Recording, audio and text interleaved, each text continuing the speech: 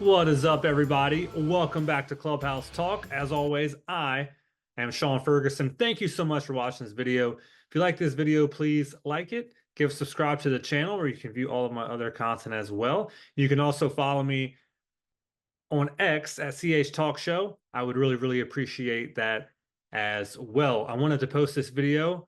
It is Monday, August 12th already. Wow. And I wanted to do little segment I like to do, the studs and duds of the weekend. I know I did a studs and duds for the pretty much the winners and losers of the trade deadline.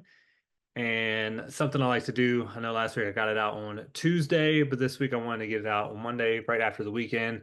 And usually it was a studs and duds of the week, but I'm just really going to stick to studs and duds of the weekend. So without further ado, I want to hop into it. And I want to start. I started last week with the duds. I think I'm gonna go studs this week. Let's switch it around. So let's go studs. And of course, you guys know this. I'm an Orioles fan. I got to start there. Stud number 3 for me. It's gonna be Albert Suarez. Believe it or not, Albert Suarez leads all American League starting pitchers in scoreless starts with 7, which included his career high 6 2/3 scoreless outing and a 2-1 loss yesterday for the O's in Tampa. That's right, he has more scoreless starts than Tarek Skubal.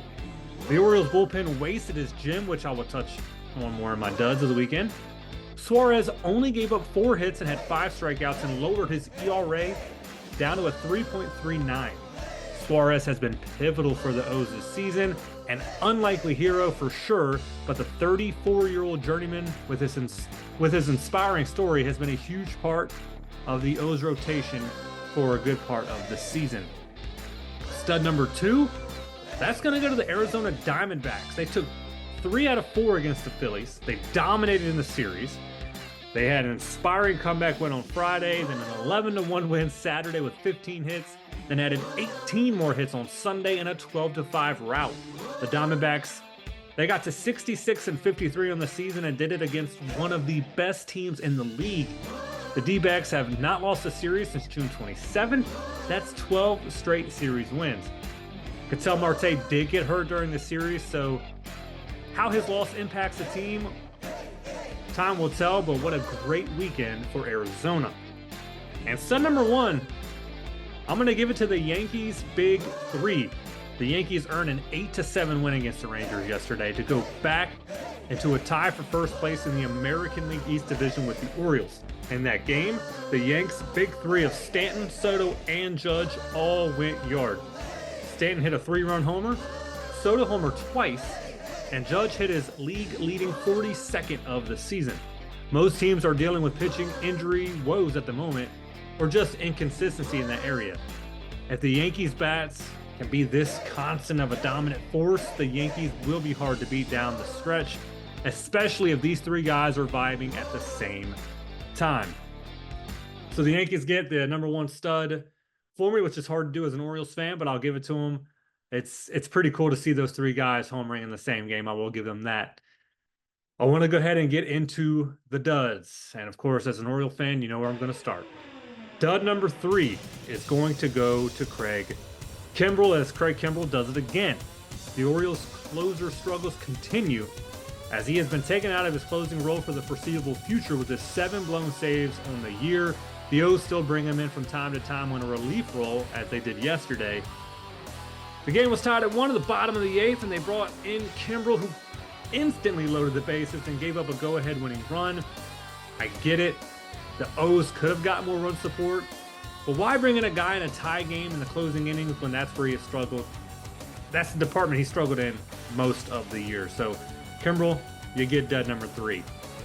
Dud number 2 is going to go to Boston. The Red Sox have surprised many and have kept pace with the Orioles and Yankees when many predicted it just be a 2-team race this year.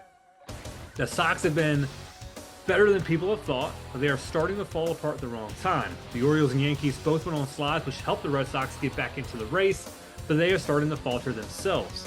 They have lost 4 straight, including being swept at home by the Astros in 3. That frustration was felt when Durant lost his cool and said some inappropriate things to a fan Sunday that was trash talking him. We're getting close to that final stretch in the season, so falling apart now is tough to bounce back for sure. And dud number one, how can I not put the White Sox here? Yes, the White Sox snapped their 21-game losing streak, which tied for the longest streak in American League history. But that was a brief bright spot.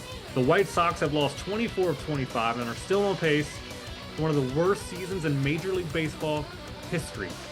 I touched on this last week when I said the Sox missed their opportunity in selling off some of their higher priced players that contenders would want on their team for their playoff push.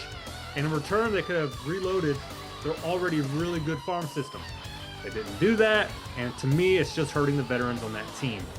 The White Sox are historically bad, and at this point, I might just need to put an asterisk next to them and just know that they will be a dud each week and just give them a break from this list. Guys, those are my studs and duds of the week. I know I could have added a few in each side there, or I could have moved either one up on the list a little bit more.